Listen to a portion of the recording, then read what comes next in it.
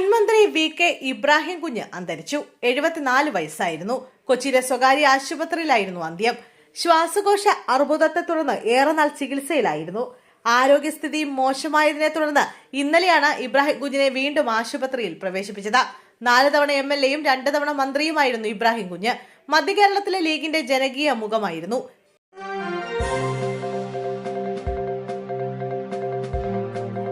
Kerala police അക്കാദമിയിലെ ചന്ദനമരം മോഷ്ടിച്ചു. രാമവർമ്മപുരത്തെ police അക്കാദമിയിലാണ് സംഭവം. അക്കാദമിയുടെ പരാതിയിൽ വിയൂർ പോലീസ് കേസെടുത്തു. ഡിസംബർ 27-നും ജനുവരി 2-നും ഇടയിലാണ് മോഷണമെന്നാണ് വിലയിരുത്തൽ. അക്കാദമി വളപ്പിൽ നിന്നിരുന്ന ചന്ദനമരത്തിന്റെ മധ്യഭാഗമാണ് മുറിച്ചു കടത്തിയത്. 30 വർഷത്തിലേറെ പഴക്കമുള്ള ചന്ദനമരമാണ് മോഷ്ടിച്ചിരിക്കുന്നത്.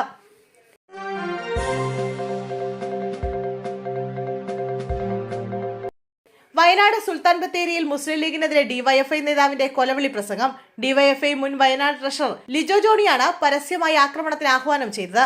ലീഗ് പ്രവർത്തകരുടെ കൈ തല്ലി ഓടിക്കാനാണ് സിപിഎമ്മുകാർ ജയിലിൽ പോയതെന്നും ഇനിയും ശക്തമായ തിരിച്ചടി ഉണ്ടാകുമെന്നും ലിജോ ജോണി പറഞ്ഞു.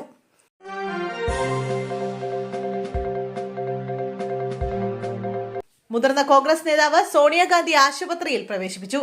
ശ്വാസതടസ്സത്തെ തുടർന്നാണ് ആശുപത്രിയിൽ പ്രവേശിപ്പിച്ചത്. ശ്രീ ഗംഗാറാം ആശുപത്രിയിലാണ് പ്രവേശിപ്പിച്ചത്. ഇന്നലെ രാത്രിയാണ് സംഭവം. ദില്ലിയിലെ തണുപ്പും വായു മലിനീകരണവും ശ്വാസതടസ്സം ഇടയാക്കിയെന്നാണ് ഡോക്ടർമാർ പറയുന്നത്.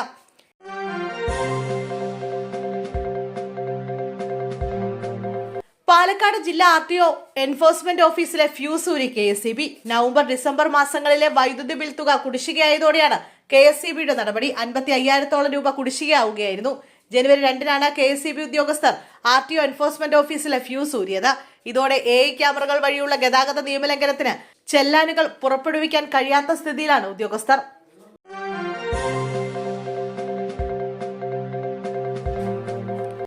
നടി സ്നേഹ ശ്രീകുമാറിനെതിരെ രൂക്ഷ വിമർശനവുമായി കലാമണ്ഡലം സത്യഭാമ രംഗത്ത്. മുമ്പ് നർത്തകനും നടൻ കലാഭവമണിയുടെ സഹോദരനുമായ RLV രാമകൃഷ്ണനുമായി ബന്ധപ്പെട്ട് സത്യഭാമ നടത്തിയ വിവാദ പരാമർശങ്ങളിൽ സ്നേഹ പ്രതികരിച്ചിരുന്നു. RLV രാമകൃഷ്ണനെ പിന്തുണച്ചും സത്യഭാമയെ വിമർശിച്ചുമായിരുന്നു സ്നേഹയുടെ പ്രതികരണം. ഇതിനുള്ള മറുപടിയാണ് സത്യഭാമയുടെ പുതിയ ഫേസ്ബുക്ക് വീഡിയോ. വ്യക്തിപരമായ അധിക്ഷേപവും ബോഡി ഷേമിംഗും ഉൾപ്പെടെ നടത്തിയാണ് സ്നേഹയ്ക്കെതിരെ സത്യഭാമ പ്രതികരിച്ചിരിക്കുന്നത്. ഇതിനെതിരെയുള്ള വിമർശനങ്ങളും ശക്തമാണ്.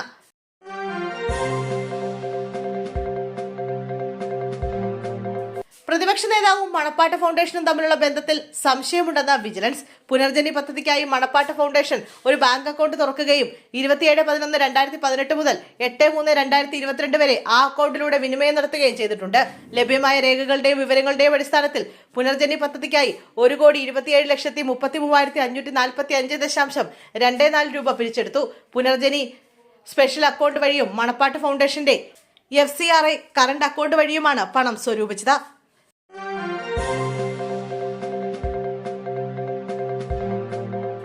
കാട്ടാനാക്രമണത്തിൽ ക്ഷേത്രം ഭാഗികമായി തകർന്നു. അതിരപ്പള്ളിയിൽ വെറ്റിലപ്പാറ ഫാക്ടറിക്ക് സമീപമുള്ള ശിവക്ഷേത്രമാണ് ഭാഗികമായി തകർന്നത്. ക്ഷേത്രത്തിലെ ഗണപതിയുടെ പ്രതിഷ്ഠയുള്ള ഭാഗത്തൊഴികെ മുഴുവൻ വാതിലുകളും ആന തകർത്തു. ഇന്നലെ രാത്രിയിലാണ് കാട്ടാനക്കൂട്ടം ഈ പ്രദേശത്തെത്തിയത്. തൊട്ടടുത്തുള്ള തൊഴിലാളികളുടെ വീടും ആനക്കൂട്ടം തകർത്തു. ഇന്ന് വെളുപ്പിനാണ് ആനക്കൂട്ടം കാട് കയറിയത്.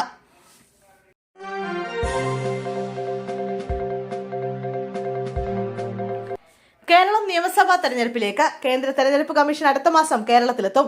മുഖ്യ തെരഞ്ഞെടുപ്പ് കമ്മീഷണർ ജ്ഞാനേഷ് കുമാറും കമ്മീഷണർമാരും സംസ്ഥാനത്തെ ഒരുക്കങ്ങൾ വിലയിരുത്തും. ഏപ്രിൽ 2-ാം വാരം തെരഞ്ഞെടുപ്പ് നടത്താനുള്ള സാധ്യത വിലയിരുത്തും. ഒറ്റഘട്ടമായി നടത്താനാണ് ആലോചന.